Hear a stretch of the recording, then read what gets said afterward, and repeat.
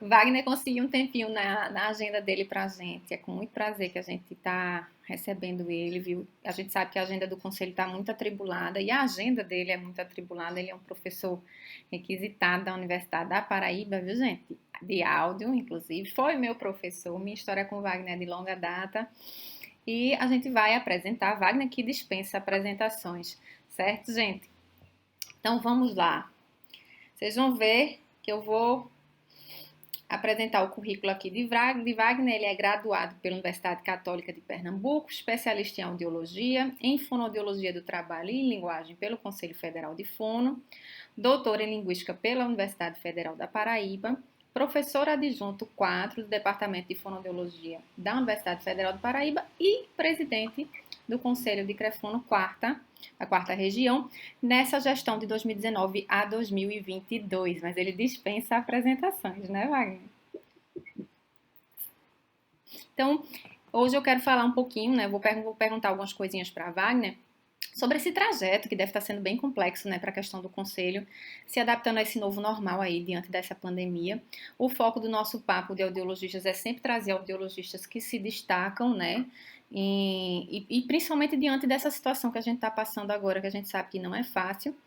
Então, eu vou querer que ele comece falando um pouquinho para a gente como foi o trajeto dele como audiologista, a história dele como audiologista, até ele chegar na presidência aí do CREFON da quarta região, tá?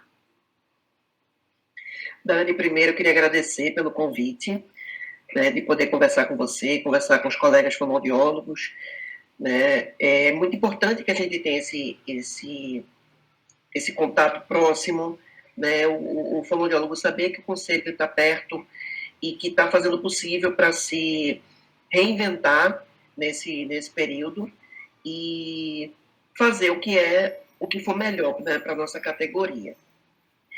Mas aí, voltando ao que você me perguntou, então, assim, a minha formação é uma formação eminentemente clínica, mas atualmente eu apenas desenvolvo atividades de docência, né? Então, eu atuei clinicamente por vários anos, mas há pelo menos 11 anos eu me dedico exclusivamente à docência. Então, me formei em 2002. Nessa época, eu entrei na especialização em audiologia, comecei a trabalhar com aparelho auditivo e, inclusive, era uma época que a gente não tinha muito conhecimento sobre a fonoaudiologia, né? A sociedade não sabia muito bem o que era fono. Então, isso fazia com que o mercado de trabalho fosse muito, assim, muito apertado, sabe? Muito difícil de entrar. Então, a gente não tinha NASF, a gente não tinha esses programas de saúde na escola, programa de saúde vocal do professor. Então, era basicamente consultório, né? Ou clínica de aparelho auditivo. E aí, eu fiz a seleção da Universidade Federal de Pernambuco, né? Quando eu fui seu professor, fui professor substituto lá da UFPE. E aí eu gostei tanto da atividade de docência que eu decidi continuar a formação para ser docente. Então, nessa época, eu já fazia o mestrado, depois entrei no doutorado, passei em 3 concursos da Prefeitura de Araçoiaba, aí em Pernambuco, da Secretaria de Saúde do Estado da Paraíba e da Secretaria de Educação do Estado de Pernambuco. Então, durante um tempo, eu trabalhei na Prefeitura de Araçoiaba, trabalhei concomitantemente na Secretaria de Saúde da Paraíba e conciliava com o doutorado. Então, tinha essas 3 atribuições aí, né, ao longo da semana. E ainda coordenava uma pós-graduação na época. Jesus. Então, era literalmente de domingo a domingo. E foi aí que eu passei no concurso da UFPB, já estou lá há quase 11 anos, né, entrei em 2009, e aí a minha atuação é apenas lá, na UFPB. E, inclusive, na Secretaria de Educação de Pernambuco, quando eu passei, eu nem tomei posse, porque eu já tinha tomado posse na UFPB, então não pude entrar. E aí, em 2015, eu recebi um convite da ex-presidente do Conselho Regional, Juliana Fraga, que foi minha colega de turma, uma amiga querida, Ela me convidou para compor o 7º colegiado, que foi de 2016 a 2019, e eu nunca tinha imaginado fazer parte do conselho, mas resolvi aceitar esse desafio, né? E no final de 2018, quando a gente já estava no final da gestão anterior, a gente decidiu lançar uma chapa para a gestão 2019-2022. E aí, com o apoio dos conselheiros, né, com a confiança deles no meu trabalho, eu fui eleito presidente, né? Se eu já não imaginava ser conselheiro, ser presidente, muito menos, né? Mas é aquela coisa, os desafios aparecem e a gente vai aceitando, né? E aí, nesse ínterim também, acho que em 2005, eu também fiz parte do Sindicato dos Fonoaudiólogos de Pernambuco, né, o Sinfop. Então, já tinha uma atuação na questão pública da fonoaudiologia, digamos assim, enquanto sindicalista. E aí, agora, enquanto conselho. Então, são duas instâncias assim bem diferentes, mas que se juntam para fazer o melhor para o nosso fonoaudiólogo, né? E olha, gente, que a gente vê um conselho muito mais próximo, né? Isso é o que eu escuto, inclusive, dos alunos que eu tenho de outras regiões, mas que pegam pelo Crefono 4, né? Bahia, Aracaju, outros alunos que a gente acompanha, que têm dito assim, que tem notado um conselho próximo, né? E Wagner é assim, viu, gente? Super acessível. Então, essa gestão tinha que ter a cara dele, né? Realmente. Então, o pessoal fala isso, assim. Bota a pergunta em grupo de WhatsApp, dá 2 segundos, Wagner tá lá. Não, veja tal coisa. Então, é uma coisa próxima, né, Wagner? Tem até um e-mail, né? Isso que as pessoas podem entrar em contato direto com você. Pode falar aí, viu? Isso, esse e-mail é o falecomopresidente@crefono4.org.br. É um e-mail que tem um canal direto, né, do fonoaudiólogo comigo, enquanto presidente do conselho.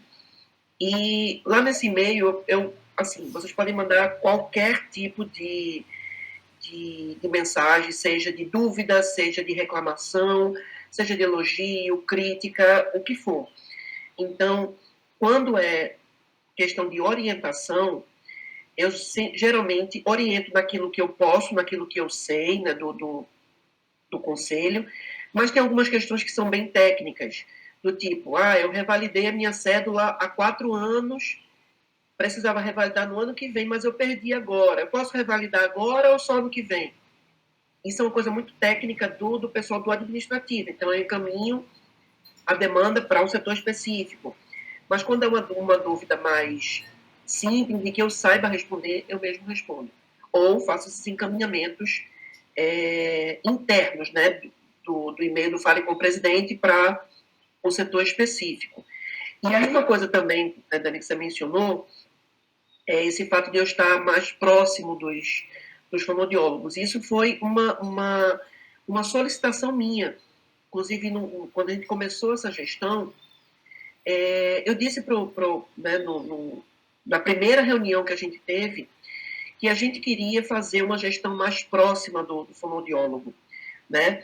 A gestão anterior já foi uma gestão próxima, a gente já sentia uma aproximação maior com o fonoaudiólogo, né, em relação a outras gestões, as gestões anteriores. Então, a gente já tinha sentido uma aproximação, mas a gente queria intensificar essa aproximação. Então, hoje em dia, eu estou em um grupo de WhatsApp de Sergipe, 2 de Alagoas, uns 3 a 4 de Pernambuco, 5 da Paraíba. E aí, nesses grupos, o pessoal manda as dúvidas, manda as críticas, as reclamações, denúncias, enfim, e eu vou fazendo essas orientações. Né? Então, muita gente escreve no meu privado, dizendo assim, Wagner, o fisioterapeuta tal está fazendo um trabalho na área de MO. E aí eu oriento que encaminhe esse e-mail para fiscalização, porque o e-mail, a forma de denúncia é por e-mail. Né? Quando há alguma dúvida em relação à operacionalização de alguma atividade no conselho, eu mesmo consigo responder na hora. Né? E principalmente as orientações, né? As notas de recomendação, as resoluções. Então, tudo que vai sendo publicado e que eu recebo, eu vou encaminhando nos grupos, né, tirando as dúvidas também do pessoal. Enfim, tem sido uma preocupação nossa, né, essa aproximação com o profissional, porque muitas vezes uma dúvida que podia ser sanada, né, de forma muito simples acaba virando um monstro. Sim. Né? Vira uma celeuma porque as pessoas não conseguem resolver isso de forma imediata. Então, é uma coisa que eu tenho tentado mesmo, cada vez mais me aproximar dos fonoaudiólogos. Diante dessa pandemia que a gente está vivendo agora, eu imagino que deve estar sendo uma nova adaptação para o conselho, né? E que deve estar sendo uma loucura adequar, né, as resoluções, divulgar, né, entrar em contato com os fonoaudiólogos, orientar esse período, né? Então, como é que está sendo para o conselho, né, se adaptar a essas demandas dessa realidade do novo normal, né, com a Covid? Tem algum comitê permanente dentro do conselho onde vocês consigam estar conversando sobre essas questões? E como é que está o contato entre um conselho e outro nesse período? Olha, Dani, o trabalho está sendo bem puxado, porque nós temos uma demanda dupla enquanto gestão do conselho. A primeira gestão, o primeiro objetivo da gente enquanto gestão é garantir que o serviço de fiscalização continue acontecendo e que o fonoaudiólogo seja orientado sobre todas as questões relacionadas à pandemia durante esse período. Né? Porque o trabalho primordial dos conselhos, de qualquer classe profissional, é proteger a sociedade, é garantir que o serviço prestado por aquele profissional vai trazer benefícios para ele e não vai trazer prejuízos. Então, por isso que o nosso trabalho é tão focado na fiscalização e na orientação do profissional. Então, nesse período de pandemia, nós precisamos garantir que essa orientação, né, dos profissionais continue acontecendo. No entanto, além disso, nós tivemos que orientar todos os nossos funcionários em relação ao funcionamento do setor administrativo do Conselho. Então, o administrativo era visto como um setor super estável do Conselho, sempre estava lá, funcionando muito bem, e nesse momento nós tivemos essa desestabilização. Os funcionários tendo que levar o trabalho para casa, né? Os documentos dos profissionais para poder emitir cédulas, para fazer revalidação de documento, para fazer inscrição de novos profissionais. Então, todos os nossos funcionários, né, desde março, estão trabalhando exclusivamente em home office. Então, apesar disso, tudo está funcionando. Então, a gente tem emissão de boleto, emissão de cédula, inscrição de profissional, tudo está funcionando. Uma demora um pouco maior por conta do acesso dos funcionários aos documentos, né, dos profissionais. Então, como tudo é enviado pelos correios, nós temos um funcionário que vai à sede, em Recife, e um funcionário que vai à subsede, lá em Salvador, para receber os documentos. Então, às vezes, demora um pouquinho por conta desse tempo para eles receberem os documentos. E aí, todas as demandas que a gente está atendendo são exclusivamente por e-mail. Inclusive, vários profissionais têm entrado em contato dizendo que não conseguem contato com o conselho, que liga e ninguém atende. Mas é porque nesse período a gente não está, de fato, presencialmente lá para atender os telefones. Então, todas as demandas estão acontecendo por e-mail.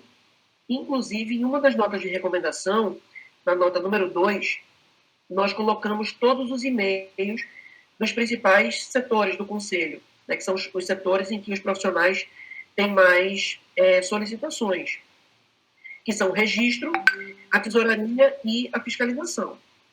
Então, o registro é o setor que está relacionado com todo tipo de documentação, seja de inscrição de novos profissionais, seja de revalidação de cédula, seja de atualização de qualquer documento.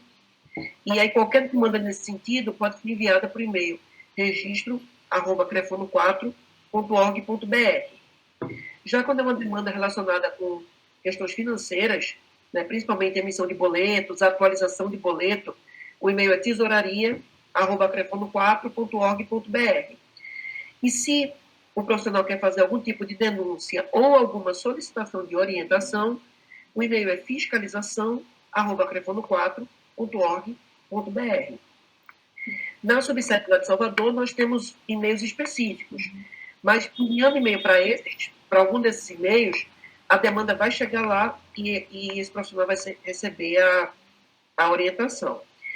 E aí, desde o início da pandemia, que a gente tem ficado muito atento para as orientações em relação à prática profissional, né, da fonoaudiologia. Então, isso tudo foi muito novo para todo mundo. A gente foi pego totalmente de surpresa e, aos poucos, à medida que a gente foi se inteirando do que estava acontecendo no mundo, a gente foi planejando as nossas recomendações. E aí nós publicamos duas. Uma primeira, assim, um pouco mais enxuta, né, com algumas orientações mais gerais, e a segunda nota já foi com as mesmas recomendações, só que mais destrinchado, com mais explicações sobre EPIs, sobre questões relacionadas à triagem auditiva, exames ocupacionais, exames audiológicos de forma geral. Né? Então, essas duas notas de recomendação foram as duas principais, os principais documentos que nós emitimos no começo da pandemia. E aí, logo depois da publicação dessas duas notas, a gente enviou dois ofícios, para as secretarias estaduais de saúde dos 5 estados, Paraíba, Pernambuco, Alagoas, Sergipe e Bahia, e para as secretarias municipais de saúde das principais cidades desses estados. Então, um desses ofícios dizia respeito à garantia de EPI para todos os fonoaudiólogos. Então, essa é uma demanda que tinha chegado por muita gente nos e-mails do Conselho, dizendo que o Hospital X não estava fornecendo EPIs, né? Ou mandava eles reciclarem o EPI, usar mais de uma vez, enfim. Então, o primeiro ofício foi com esse objetivo. O segundo, como objetivo, sensibilizar os gestores em relação à importância do fonoaudiólogo nas equipes de enfrentamento ao Covid e solicitando que o fonoaudiólogo fosse incluído nessas equipes quando houvesse seleção simplificada para principalmente para os hospitais de campanha, mas não exclusivamente para eles. E aí, uma das vezes que nós, né, quando a gente publicou nas redes sociais que tinha feito esse encaminhamento de ofício para as secretarias, muitos fonos acharam ruim, porque disseram que o fonoaudiólogo não tinha que se meter com o Covid, que tinha que estar em casa. E aí muita gente dizia assim, porque eu tenho problema pulmonar, eu tenho uns pais com mais de 60 anos, eu tenho asma, eu tenho tal coisa, eu não posso. E o que a gente respondia era assim, você não pode, mas a fonoaudiologia tem que estar lá. Sim. A gente tem que mostrar a nossa cara, a gente precisa mostrar que a gente faz alguma coisa e que faz muito bem feito. Uhum. E aí, uma coisa que eu sempre dizia para todo mundo era, se a gente não entrar agora nessas equipes de enfrentamento ao Covid, no momento em que acontecerem os concursos para os hospitais, eles não vão colocar fono na UTI, não vão oferecer vaga para fono na UTI, porque quem estava fazendo nosso trabalho era fisioterapeuta. Né? Então, a gente precisa mostrar a nossa cara para mostrar para os gestores que nós somos importantes lá. E aí, nós tivemos alguns feedbacks bem positivos, alguns fonoaudiólogos que disseram que não tinha vaga em edital, em seleções simplificadas, e que depois eles retificaram, incluindo. Né? Então, isso deixou a gente bem feliz, porque é uma demanda que é basicamente de sindicato, que é lutar por mercado de trabalho. Essa não é uma demanda que tem que ser apenas, né, não é uma demanda que tem que ser do Conselho. No entanto, a gente se uniu com os sindicatos e com gestões provisórias dos sindicatos para tentar lutar por isso. Então, a gente conseguiu, por exemplo, que uma prefeitura daqui do estado da Paraíba aumentasse em quase 70% o valor do salário oferecido e que reduzisse a carga horária em 25%. Então, estavam oferecendo um salário X para 40 horas E eles fizeram uma retificação com quase 70% de aumento para 30 horas. Então, assim, isso foi nós vimos como uma coisa muito importante, apesar de o salário ainda não ser o salário que nós consideramos digno para o fonoaudiólogo. Mas o fato deles terem feito essa retificação e com um aumento substancial do valor, mostrou que, pelo menos, eles estão preocupados com a valorização do fonoaudiólogo, minimamente, mas estão. Então, a gente tem feito esse trabalho de conscientização das diversas instâncias públicas para minimizar a dificuldade do fonoaudiólogo de se inserir, né, como profissional, principalmente nesse período de pandemia, mas também pensando nos concursos públicos que são atemporais, né, que não são por contrato. Então, essa tem sido uma das nossas principais bandeiras nesse período. E aí, com a aproximação da liberação das atividades aí no estado de Pernambuco, né, pelo que a gente sabe, Pernambuco foi o primeiro estado daqui da nossa região que fez a proposta de liberação de atividades ambulatoriais, né? Então, a Secretaria de Saúde do Estado nos convidou para uma reunião, nós estivemos presentes lá, através da nossa diretora secretária, a Adriana de Donato, e nessa reunião foi discutido o plano de flexibilização das atividades. E aí a Secretaria de Saúde do Estado, daí de Pernambuco, pediu a todos os conselhos que enviassem as diretrizes, as orientações específicas para cada categoria. E aí nós aproveitamos esse momento para criar um grupo de trabalho específico para as ações relacionadas ao Covid-19, e esse grupo foi composto por conselheiros que estão trabalhando na linha de frente ou que atuam de forma ambulatorial, mas que tenham bastante expertise na área, né? Principalmente quem trabalha com voz e MO, porque são as áreas que mais têm relação direta com o Covid. E aí esse grupo de trabalho formulou um documento que a gente chamou de Diretrizes para a Retomada dos Atendimentos Fonoaudiológicos, seguindo o plano de flexibilização das atividades em cada estado. Então, esse documento ele trouxe algumas orientações gerais e também orientações específicas para os fonoaudiólogos. Como orientações gerais, o que teve, por exemplo, como limpar a bancada de recepção, o cuidado que tem que ter com os atendentes da clínica ou do consultório, a oferta do álcool em gel em diversos pontos da clínica, como limpar o banheiro, quantas vezes tem que limpar o banheiro, enfim, orientações bem gerais para qualquer serviço de saúde e também orientações específicas relacionadas ao atendimento fonoaudiológico em si.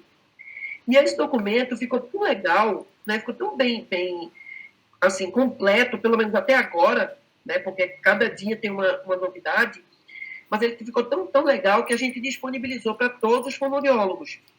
Então, ele foi criado para o estado de Pernambuco por uma demanda solicitada da Secretaria de Saúde de Pernambuco, mas foi generalizado para todos os fonoaudiólogos daqui da região. Inclusive, nós temos fonoaudiólogos de outras regiões que têm escrito para a gente dizendo que estão seguindo.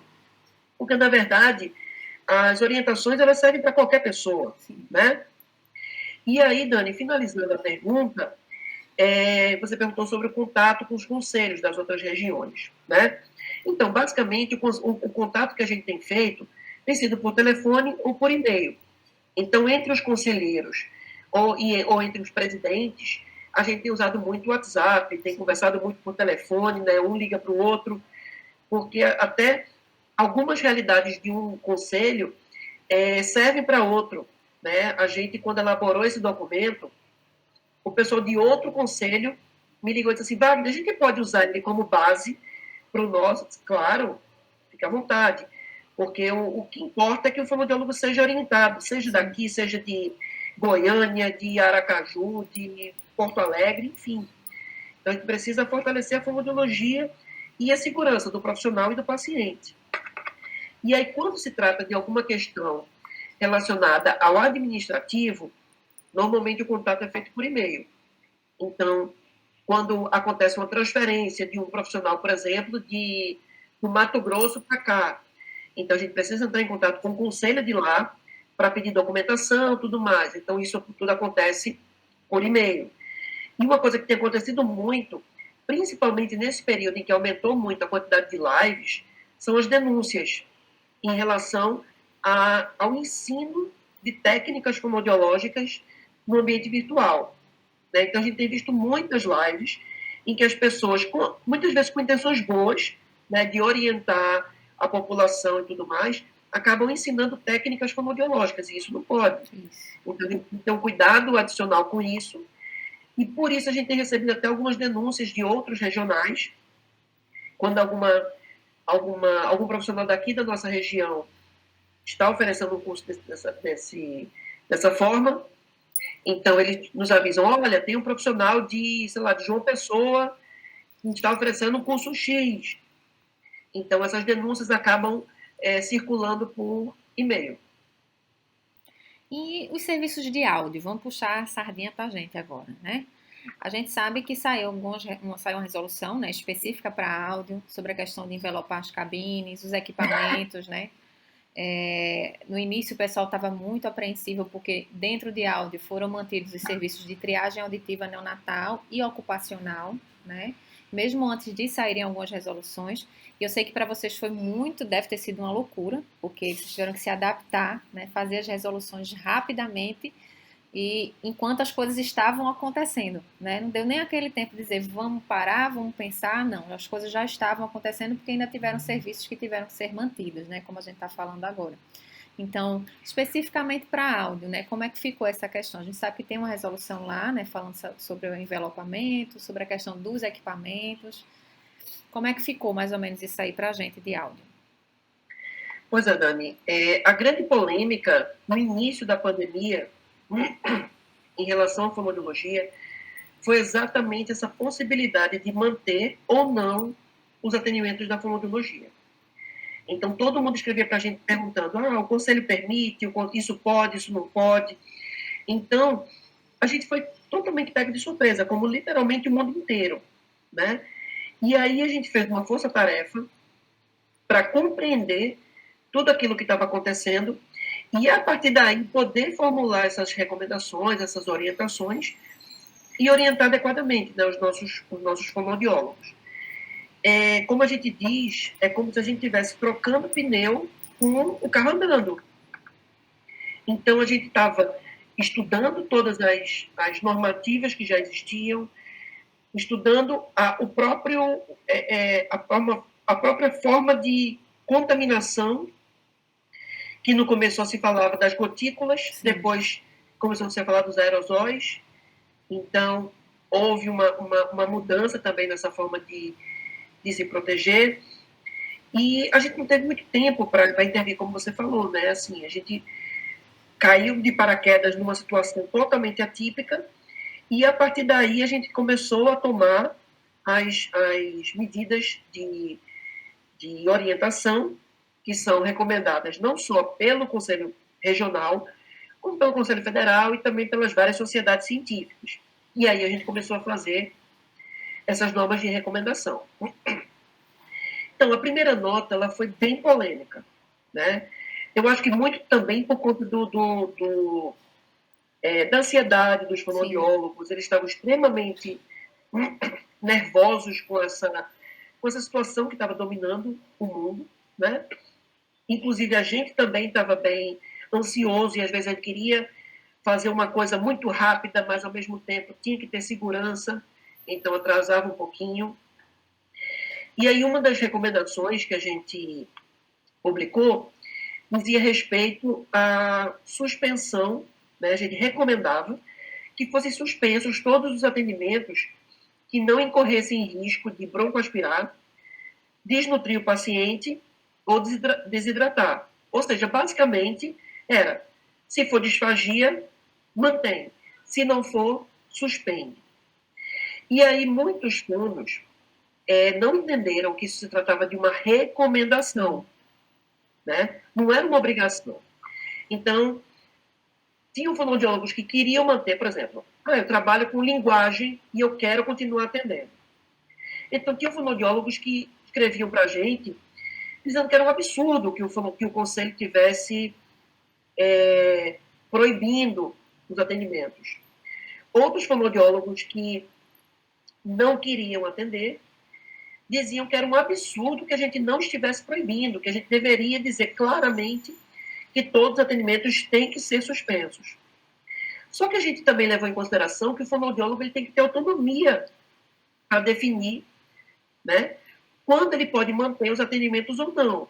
Eu sei que para quem é autônomo, né, que tem uma facilidade em gerir o seu próprio trabalho, isso é muito fácil. Ele pode definir se faz ou não. Naquelas situações que o fonoaudiólogo tinha um gestor, né, um chefe, enfim, tinha um vínculo empregatício, isso tinha que ser negociado com ele, e caso ele fosse obrigado a manter os atendimentos, tinha que ser garantido todo o arsenal de EPIs necessários para aquela atividade. Então, se o gestor obriga ele a voltar os atendimentos, precisa garantir os EPIs. Então, isso era bem a tônica dessa nossa primeira recomendação. E aí a gente deixou muito claro para todo mundo que isso era uma recomendação e não uma resolução. Então, ainda hoje, alguns profissionais entram em contato comigo perguntando assim, Wagner, o Conselho já liberou os atendimentos? Eu digo sempre, não, o Conselho não libera e nem proíbe. O Conselho apenas orienta. Agora, você precisa ver os decretos estaduais ou municipais do seu local de trabalho. Né? Então, em Recife, isso já foi liberado. Em outras cidades, ainda não. Então, tudo isso é para que o fonoaudiólogo saiba exatamente qual é o papel do Conselho e qual é o papel do governo nessa toda essa discussão em relação à pandemia. E aí uma outra coisa importante, que eu acredito que só saiu na nossa segunda nota, foi relacionada à triagem auditiva neonatal e dos exames ocupacionais. Né? Então, em relação especificamente ao teste da orelhinha, e aí nós incluímos também o teste da linguinha, a gente tem duas leis que obrigam a execução, né? Que é a 12.303, de 2010, e a 13.002, de 2014. Então, essas duas leis nos obrigam, né, obrigam os hospitais, as clínicas, enfim, maternidades, a oferecer gratuitamente esse serviço. Por ser uma lei, nenhuma resolução do Conselho, nem que fosse do Conselho Federal, poderia suspender, por conta da hierarquia jurídica. Né? Uma lei é superior a tudo. Então, a gente só poderia suspender caso houvesse alguma publicação do governo, como uma medida provisória, por exemplo, que permitisse essa suspensão.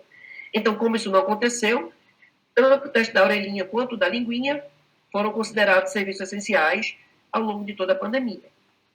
Em relação especificamente aos exames ocupacionais, nós tivemos a publicação da medida provisória 927, no final de março de 2020, se eu não me engano, no dia 22 de março. E nessa medida provisória foi mantida a obrigatoriedade de realização dos exames ocupacionais demissionais. Todos os outros que não se classificassem como demissional, ou seja, os admissionais, os periódicos, os exames de mudança de função, de retorno ao trabalho, vão poder ser realizados até 60 dias a partir do encerramento do estado de calamidade pública. Ou seja, a partir do momento em que a pandemia o estado de calamidade pública for extinto, todos os empregadores têm 60 dias para encaminhar todos esses trabalhadores, exceto, logicamente, os demissionais. E aí, por que os exames demissionais foram considerados essenciais? Porque um trabalhador que adquire uma doença, que desenvolve uma doença ocupacional, ele precisa ter essa doença facilmente caracterizada para que ele possa solicitar os seus direitos. Então, se a gente esperasse muito tempo para fazer esse exame demissional, o trabalhador poderia perder os direitos deles. Então, por isso que esses exames foram mantidos e por isso também que o Conselho não se opôs a essa realização. E aí, nesse contexto dos exames demissionais, a gente ficou muito preocupado sobre como que os fonoaudiólogos vão fazer os exames de forma segura, sabendo que dentro da cabina, que geralmente é aquele revestimento de espuma, ele pode aglomerar, né, pode juntar o vírus. O paciente que respira ali dentro, que fala ali dentro, ele pode contaminar a cabina e consequentemente, contaminar inúmeras pessoas, inclusive o próprio fonoaudiólogo. Então, por isso, o Conselho Federal fez aquela orientação do envelopamento das cabinas, né, que de longe é a melhor medida, mas é a medida que pode ser adotada naquele momento. Né? A gente costuma dizer que a situação atípica, ela demanda atitudes atípicas. Sim. Então, a gente precisou fazer essa orientação para garantir a diminuição do risco para o trabalhador e para o fonoaudiólogo. Então, foi sugerido o envelopamento das cabinas, a utilização daqueles protetores nos coxins do fone supraoral,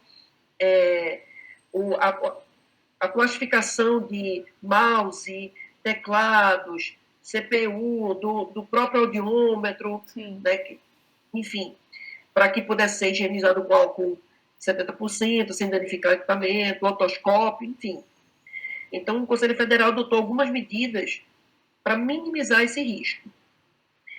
E aí, finalizando a tua pergunta, Dani, sobre resoluções e orientações, tem essas que eu falei agora há pouco, né, as duas notas de recomendação do Conselho daqui da 4ª Região e as diretrizes para a retomada dos atendimentos. E, além disso, o Conselho Federal ele tem publicado várias recomendações, né, e pareceres nesse período de pandemia, que podem ser encontrados facilmente, né, no site do Conselho Regional, também do Conselho Federal.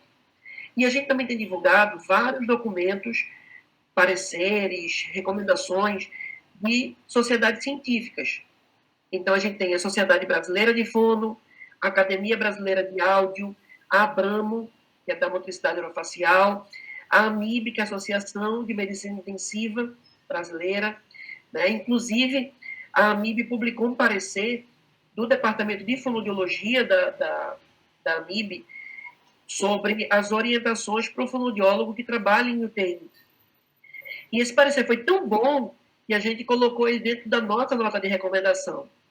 Então, a gente colocou lá o que eles sugeriram e colocamos o link para que o fonoaudiólogo pudesse acessar todas as recomendações. Então, a gente tem uma série de instituições que nos dão sustentação, que nos dão base para que a gente possa fazer essa orientação o mais próxima possível da demanda dos fonoaudiólogos, né? Porque a gente tem que lembrar que o Conselho ele não é um órgão científico, ele é um órgão de fiscalização. Então, muitas vezes, quando a gente precisa de um parecer técnico, a gente solicita dessas instituições para que eles nos digam se isso é seguro ou não. Então, por exemplo, aquelas máscaras inclusivas, né, que muita gente tem usado com plástico aqui na região da boca, pensando principalmente nos deficientes auditivos, implantados, enfim. Aquela máscara não tem sido recomendada pelo Conselho porque a gente não tem garantia de que tenha segurança na transmissão do vírus. Né? Menos do que as máscaras caseiras, inclusive. Né? Então, as máscaras caseiras elas devem ser usadas como um minimizador dessa transmissão e, no entanto, no ambiente clínico, todo mundo tem que usar máscara cirúrgica, né, que é aquela máscara descartável. Então, aquela máscara, inclusive, ela não é recomendada. E aí, mais uma vez, muita gente tem dito assim, Wagner, o Conselho está proibindo? Não. O Conselho apenas está dizendo que ela não deve ser usada. Quem quiser usar pode, não vai ser multado, não vai ser processado, não vai acontecer nada. Só que a gente tenta garantir o mínimo de risco para os nossos fonoaudiólogos. E aí veja que essa máscara inclusiva é uma demanda recente. Então, a cada dia vão surgindo coisas novas e a gente vai trabalhando com aquilo que vem aparecendo. Ia encerrar por hoje, né? Agradecer a Wagner a participação dele, foi maravilhoso. Sei que não foi fácil arranjar um tempinho na agenda dele para marcar com a gente, né? E é importante a gente também lembrar algumas coisas, né, gente? Ele falou bastante, né, da questão do sindicato, a diferença entre sindicato e conselho. Muitas vezes a gente confunde as duas coisas, né? O sindicato é aquele que vai lutar pelos nossos direitos, conseguir espaço profissional, né? E o conselho é aquele que vai nos orientar adequadamente e nos fiscalizar, né, em relação à atividade profissional. É claro que muitas vezes o conselho nos ajuda em coisas que o sindicato também faz, né? Nos ajuda, mas não é de fato a função do conselho, né? E que, assim, essa participação do conselho tem sido muito ativa, muito proativa, né? Muito, inclusive, próxima da gente, né? Eu tenho sentido isso. Eu tenho tido relato de outros profissionais que também têm relatado isso, né? Nessa relação que a gente tem com a nossa região, né? Que você é uma pessoa muito acessível, né?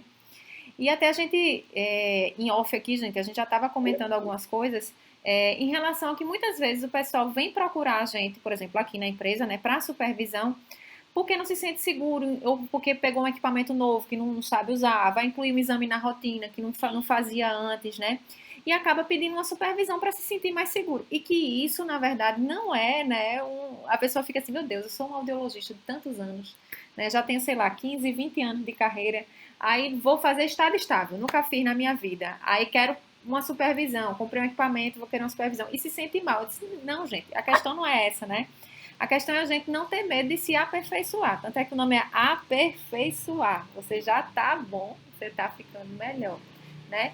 E como isso é uma coisa que tem que fazer parte, né? A gente como profissional, principalmente eu digo da área de audiologia especificamente, a gente está numa área que envolve muito a questão de tecnologia, né? Equipamento, botar a mão na massa, botar a mão em equipamento, né? E principalmente a questão de prótese, implante também, que vai evoluindo muito. Então a gente tem que estar o tempo todo se aperfeiçoando, o tempo todo buscando conhecimentos novos, né? Daqui a pouco vão surgir novos exames que não existiam há alguns anos atrás, né? VEMP e VERRIT, por exemplo, são coisas recentes, né? O próprio estado estável que eu citei aqui. Então, assim, não é uma falha do profissional, não deixa de ser um bom audiologista por conta disso, né? É só uma questão de realmente oferecer o melhor que a gente pode e buscar uma supervisão quando isso é necessário, né? Então, queria que a gente falasse um pouquinho mais sobre isso também, né, Wagner, agora. Daniel, assim, é muito importante essa questão, porque muitas pessoas acham que o conselho ele tem a função apenas de punir, né? Que quando acontece alguma denúncia, por exemplo, o conselho vai punir. Então, a supervisão, o aperfeiçoamento são de extrema importância para que a gente consiga garantir uma adequação, uma atualização constante dos nossos conhecimentos e que isso possa se refletir no bom atendimento do nosso paciente, né? Então, assim, eu acho que a pessoa não deveria nem se envergonhar, pelo contrário, ela devia se orgulhar de estar fazendo uma supervisão, porque qualquer profissional vai precisar de alguma ajuda em algum momento da sua carreira, independente de quanto tempo tenha. A gente está sempre aprendendo coisas novas, a gente está sempre se atualizando, e isso é louvável. Então, de vez em quando, eu recebo no WhatsApp algumas solicitações de orientação, orientações mais simples. Olha, eu fiz esse exame aqui, o que você acha e tal.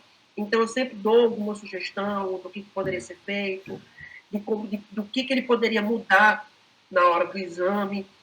E quando a gente não tem essa supervisão, que não faz o exame com muita segurança, acabam acontecendo os erros, né? Como a gente costuma dizer, na áudio a gente não tem chance de corrigir. Se eu faço um exame e entrego para o paciente, acabou, aquele exame já não está mais sob o meu controle. Né? Diferente de uma área em que eu faço, se de repente eu faço um exercício de MO, faço um determinado exercício, o paciente fica com uma dor no rosto, na sessão seguinte eu posso fazer algum exercício para tentar minimizar isso e corrigir aquele erro. Mas na áudio, não. Eu faço um laudo, faço um parecer, entrego para o paciente. E aquele exame está no mundo. Então, por isso é tão importante que a gente sempre se atualize, sempre busque orientação, seja orientação formal, que é como você faz de consultoria, de orientação mesmo, seja aquela consulta ao colega, né? E procurar um colega que tem um pouco mais de experiência naquele determinado procedimento, né, para poder tirar uma dúvida, né? Por exemplo, eu tenho quase 20 anos de formado, mas eu nunca fiz um estado estável, eu não trabalho com estado estável. Apesar de ser da audiologia, eu não trabalho com isso. Então, se de repente eu tivesse me deparando com um ambulatório disso, eu teria que procurar tanto ler, estudar, como também experiência prática. Porque o livro, infelizmente, ele não ensina a fazer o exame, ele dá algumas dicas, parâmetros e tal. Mas a execução do teste é importante que a gente conheça de quem faz. Sim. Né? Então, a supervisão, a busca pelo conhecimento, seja de que forma for, é sempre louvável. E aí, muita gente fica com medo do conselho, né, como eu estava falando, de sofrer alguma denúncia. Mas quando acontece uma denúncia, essa denúncia ela vai se transformar em uma orientação para o profissional. Então, de vez em quando, chega algum e-mail, algum WhatsApp para mim, de um fonoaudiólogo que me manda uma foto de um exame e pergunta qual a minha opinião. E aí eu geralmente digo, olha, você poderia mascarar isso, você poderia testar a frequência tal, você poderia fazer isso, isso e isso. E aí a pessoa diz assim, não, Wagner, nesse exame aí foi um paciente que trouxe para mim, de um outro profissional. O que é que eu faço? Eu digo, olha, simplesmente se calar é pior, porque a gente vai negar a esse profissional o direito de ele se saber que ele está errando. Então, que eu sempre oriento, se você tem proximidade com esse profissional, se é amigo dele, é uma pessoa que você conhece, que você tem abertura, chega para ele e conversa, mostra o que foi e pede para ele assim, ter um pouco mais de atenção em determinadas questões. Se é uma pessoa que você não conhece ou que você não tem uma boa relação, encaminha para o conselho vai fazer uma análise disso, vai fazer um parecer, e quando a fiscal for lá, ela vai orientar esse profissional. Então, isso é muito importante, a gente não pode deixar para lá esses pequenos erros, porque isso muitas vezes faz com que a gente perca a nossa credibilidade. Né? Quantos médicos por aí que não confiam no exame de um fono, porque já tiveram experiência com um fono específico que não fazia um exame bem feito. E generalizam, né? Como se fosse, né? É porque, na verdade, a Exatamente. gente tem que estar ciente de que quando a gente está entregando o exame, entregou, acabou. O exame vai estar na mão das pessoas. E que isso é uma responsabilidade, né? Entregar um resultado é uma responsabilidade daquele exame. Você está colocando seu carimbo ali, mas você não está se representando apenas, não. Você está representando uma categoria profissional. Então, é importante que as pessoas criem essa consciência, né? De que se acham que estão inseguras, né? Que vão buscar mais conhecimento, não é um problema isso, né? A gente fez graduação, fez especialização e sabe que existem algumas coisas que a gente vai precisar buscar. Se a gente for exigido na nossa rotina de atuação, a gente vai ter que precisar buscar mais conhecimento. Isso é normal, né? Isso é um movimento que vai acontecer a vida toda, se a gente quiser continuar evoluindo na nossa carreira profissional. Então, não é uma falha, né? As pessoas têm que entender que isso não é uma falha. Muito pelo contrário, é indicativo de que a pessoa é um bom profissional, está preocupado com a qualidade do que vai entregar, né? Eu tenho uma história muito icônica, isso da época que eu era recém-formado, acho que eu tinha um ano no máximo de formado. Eu atendia numa cidade da Mata Sul de Pernambuco, atendia um dia só por semana lá. E aí um dia, quando eu fui fazer um exame, o paciente trouxe um outro exame. Quando eu olhei, eu me arrepiei dos pés à cabeça. Porque assim, quem estiver assistindo a gente que for da áudio, acho que vai entender o que eu estou falando, mas tinha óssea pior do que a aérea, óssea em 250, em 90 dB, óssea em 6.000, ausente, com a aérea melhor do que ela, enfim, era uma desgraça. E quando eu olhei o nome da fono, era uma amiga minha. Então, o que foi que eu fiz? Eu peguei o contato do paciente. Quando eu voltei para Recife, na época eu morava aí, conversei com ela, era minha colega de especialização. Eu disse, fulana, tirei uma foto do exame, uma cópia do exame, na época nem tinha celular, tirei uma cópia do exame, mostrei, olha aqui o exame que está com a tua assinatura.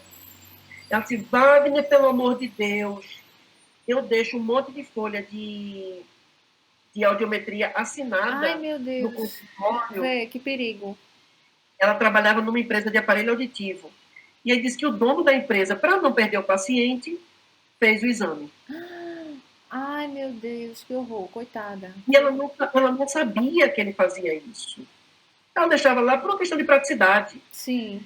E aí, quando eu fiz isso, que eu entreguei o exame para ela ligou para o paciente, pediu para o paciente retornar, o paciente trouxe o exame, aí ela disse, olha, eu poderia refazer o seu exame e ficar com esse, porque esse exame aqui tem um erro. Aí o paciente disse que podia. Ela refez o exame e tudo mais e resolveu. Mas quantas pessoas não têm essa oportunidade? E ela nem sabia, né? Se você não Não tivesse tomado a sabia atitude de falar com ela não ia nem descobrir que estavam fazendo isso com ela. isso. Se eu não tivesse proximidade com ela, eu poderia fazer uma denúncia ao conselho, o conselho ia lá e ia orientar ela sobre isso. Ou seja, o problema seria resolvido. Né? Então, isso que eu digo, o que importa é que a gente consiga fazer com que o colega saiba onde está errando, para que ele possa ter a possibilidade de se mobilizar e procurar mais conhecimento, ou, no caso dela, resolver um problema que é praticamente jurídico. Nossa, que Né? situação, né? Então, se a gente não faz isso, a gente nega ao profissional, né? Nega ao profissional essa possibilidade e, consequentemente, a gente está contribuindo para que essa questão se perpetue. E quando um médico fala que não acredita no exame de um fono, ele não está falando de um fonoaudiólogo específico, ele está tirando a credibilidade da fonoaudiologia. Então, a gente tem que entender que cada um de nós pode contribuir para que a nossa ciência tenha cada vez mais respaldo, que tenha cada vez mais confiança, credibilidade. E aí muita gente diz assim, mas eu não vou fazer isso não, porque o conselho vai prejudicar fulano. Não prejudica. O conselho está ali para orientar. Agora, se o conselho identifica que existe uma má-fé na execução do exame, que o profissional está fazendo aquilo de propósito, e ele foi orientado, mas ele continua fazendo errado, se for algo que infringir o código de ética, aí ele vai receber um processo ético. Sim. E mesmo no processo ético, ele tem a chance de se defender. Então, é importante que deixe isso muito claro, que o Conselho não está aqui para punir ninguém. Sim.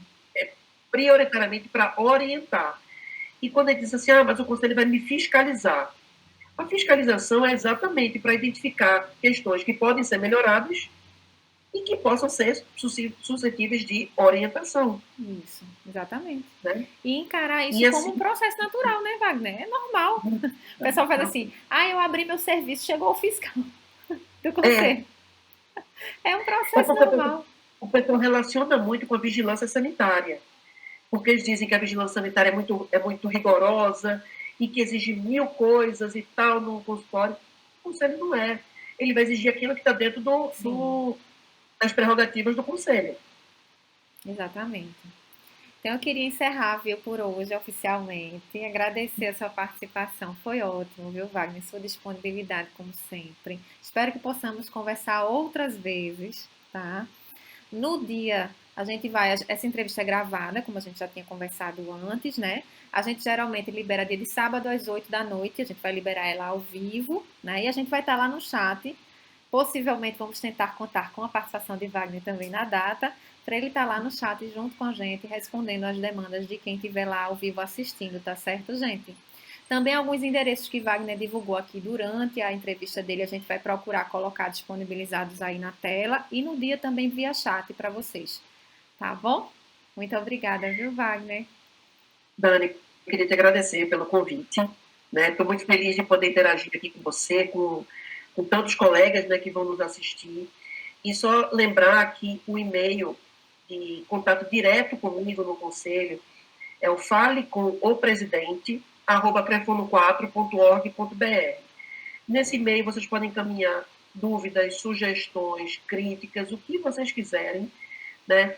O que for de questões para resolver e que eu não possa resolver, eu vou fazer os encaminhamentos, né?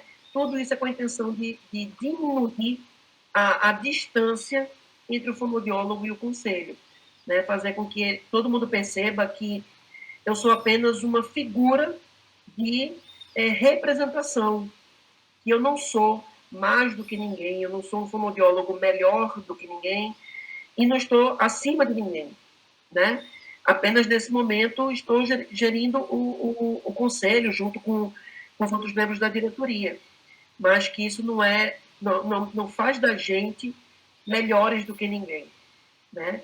Somos fonoaudiólogos igual, pagamos o conselho igual, temos o número de registro igual, né? E a qualquer momento, né, outros presidentes virão, outros conselheiros virão, e a gente tem que criar essa cultura de que o conselho está ali para nos ajudar, para nos dar suporte naquilo que a gente precisa. Muito obrigada, viu, Wagner, mais uma vez. Até o dia, até o chat, que agora a gente vai se encontrar também no dia do chat. Tá bom, querida. Obrigado, viu, pelo convite. Até lá.